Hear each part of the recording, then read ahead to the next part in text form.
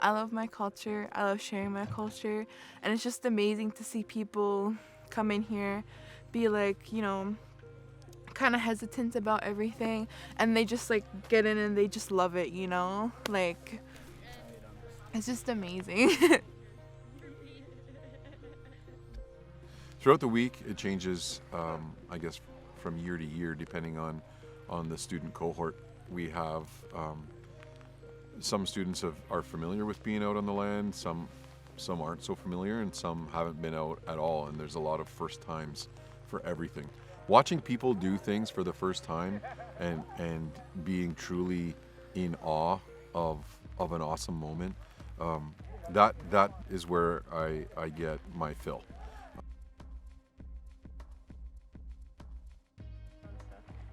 Cultural part of it has been great since I never got to learn it. Like before coming here, I never really got to learn about the culture as much. So learning about it now is actually really good, and it's making my native side of the family proud, which is nice. So I can't wait to keep learning. Creates a good atmosphere in your spirit when you listen to the fire as you're trapping and saying to yourself, what am I doing? Why am I here? So the fire reminds us that we're in a beautiful spot.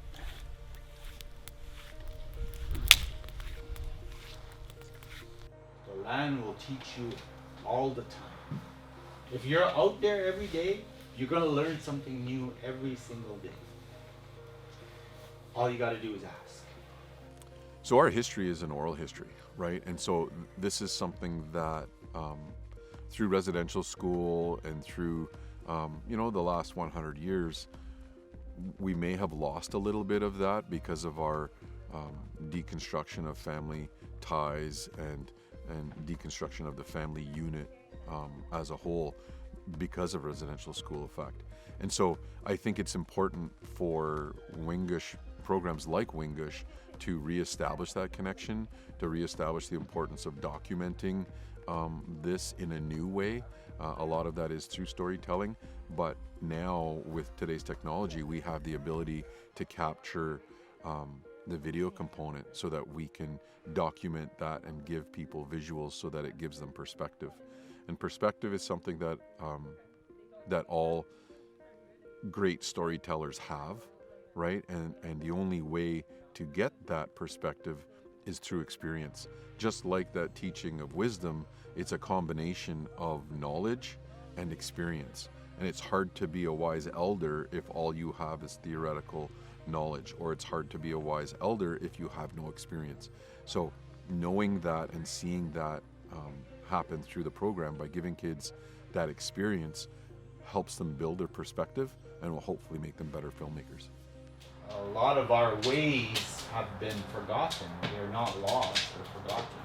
Some of the stuff that we used to do as an Anishinaabe people have been stored away underneath, hidden underground. Some of our example would be a snake dance. If you go to a powwow, one of the songs that was forbidden from the Jesuits, from the government officials, from residential school, was a snake dance. And another one was a ghost dance. And these songs that were sung were forbidden in our communities because the Jaganash were afraid of these songs. So what you're doing is you're applying pressure down as you Over there, they give you the assignment and you have to do it in the classroom and at home or whatever. But here you're like in the bush and you're like surrounded by nature and you're just like, oh my God, like there's so much stuff, and like you get inspired by everything, by all the plants you see, the trees, and like it's beautiful. Senses of smell and incredible ability to hear. And that's because of these big basically satellite dishes that they have on the top of its head. They can hear a moose call when their head is underwater, when we debrief every day with the students, there's a specific focus for what I'm trying to do is basically tie it to an application that that they're familiar with, and trying to relate the experience to life. For example, when we're talking about archery, and we're teaching those archery steps to success, that last piece is follow through and reflect, right? Or when we're doing a skeet shooting exercise, right, follow through and reflect. And what that means, or how that can be applied to life, is that we do see things. We want to see things through to the end when we start them, and then we want to reflect on what was good and what we didn't like so much and what we would do differently. And we tie that into every day, and because it will have a crossover application to when they do the film, beginning with the end in mind, knowing what they want their film and their story to look like and sound like and feel like. What is that message that they're trying to convey, and looking at the opportunity for today's society and social media application and global presence that we can have through storytelling from a First Nations component. We are at a distinct advantage in terms of history, of documenting that and of conveying multiple messages, whatever our message might be from the filmmaker's perspective, whether it's get outdoors or whether it's traditional foods or whether it's documenting history. We can do that, and it can be shared and viewed by the entire planet.